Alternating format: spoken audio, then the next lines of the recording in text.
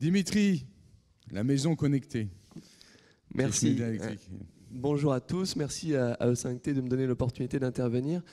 Alors moi je vais revenir rapidement sur le sujet de la transition énergétique dans le logement individuel et puis parler un petit peu de Smart Home.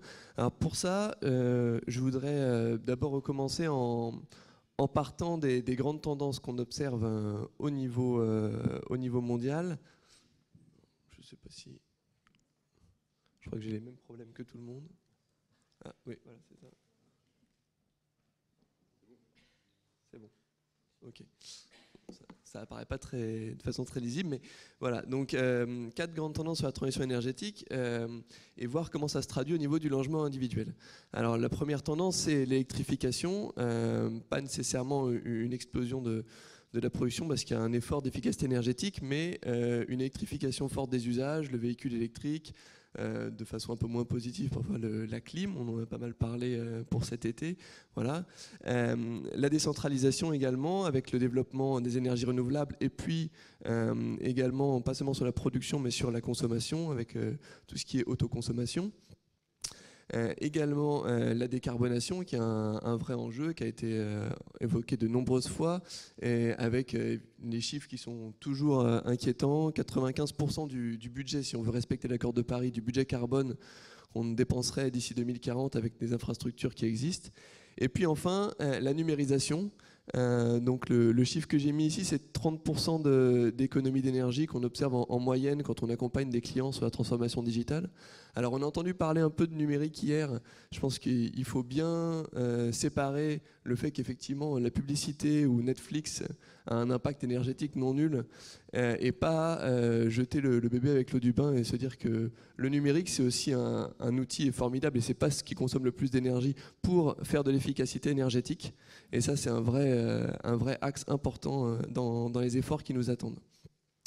Alors, comment on passe de ça au logement individuel? Justement, je voudrais partir sur cette dernière tendance parce que pour Schneider Electric, notre vision, c'est que ça passe par la Smart Home. Et pour ça, je voudrais vous présenter trois visions de Smart Home. La première... Non, je suis parti dans le mauvais sens. Voilà. La première, c'est une smart home où depuis votre téléphone, depuis votre tablette, depuis votre enceinte intelligente, vous pouvez commander votre éclairage, votre chauffage, éventuellement ouvrir votre porte depuis votre smartphone, regarder ce qui se passe aux alentours s'il n'y a pas d'intrusion avec vos caméras, etc. Donc finalement, ici, vous avez utilisé le numérique dans la maison pour avoir une capacité de commande centralisée, mobile. Et en fait, vous avez numérisé vos interrupteurs, vos vannes de radiateurs. Donc c'est une smart home qui est connectée, mais qui est connectée à vous, on pourrait dire.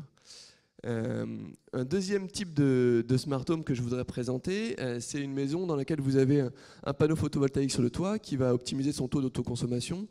Vous avez un véhicule électrique qui va optimiser sa charge en fonction des tarifs d'électricité ou de la capacité de stockage qu'il peut fournir à la maison.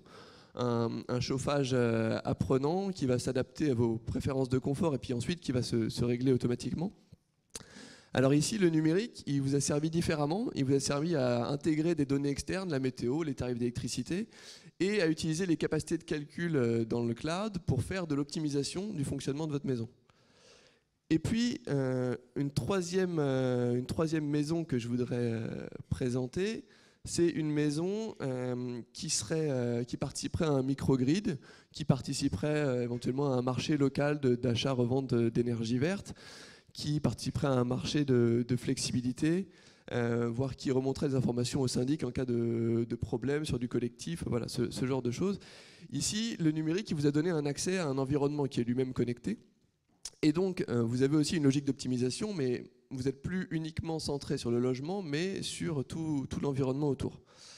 Alors, pourquoi je présente ces trois smart homes?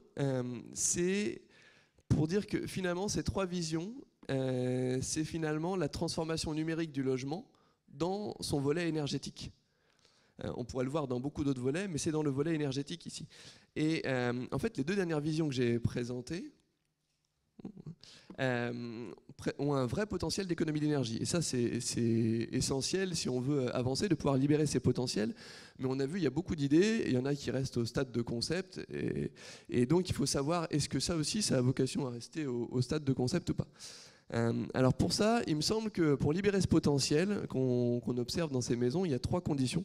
La première, c'est que ces maisons, elles disposent de l'infrastructure électrique connectée qui permet d'activer tout ça. La deuxième, c'est que les briques qu'on a pu voir, véhicules électriques, microgrids, panneaux solaires sur le toit, soient présentes. Et puis la dernière, c'est d'avoir un intérêt, une adhésion des citoyens, des consommateurs qui habitent dans ces logements. Alors si on prend ces 3 conditions dans l'ordre, pour commencer par l'infrastructure électrique connectée, ce qui est intéressant, qu'on ne mesure peut-être pas toujours, c'est qu'aujourd'hui, quand on regarde les différents promoteurs, on est en train de passer aujourd'hui, et pas dans les années à venir, aujourd'hui, à une notion de smart home par défaut, dans la majorité des programmes neufs. Et dans la rénovation, les fabricants dont Schneider fait partie ont beaucoup investi pour offrir des solutions qui permettent de disposer d'une infrastructure électrique connectée sur des bâtiments existants pour un prix qu'on pourrait dire inférieur à un iPhone dernier cri. Donc c'est un investissement qui reste très limité.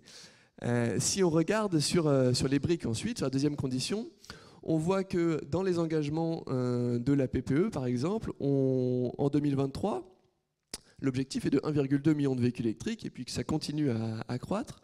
L'objectif est aussi d'avoir 100 000 sites en autoconsommation photovoltaïque. Du point de vue des smart grids, la France est deuxième pays le plus dynamique en Europe derrière l'Allemagne. On avait présenté il y a 2 ans un projet de smart grid, Red Grid, ici même aux universités d'été E5T, on est très dynamique sur ce sujet.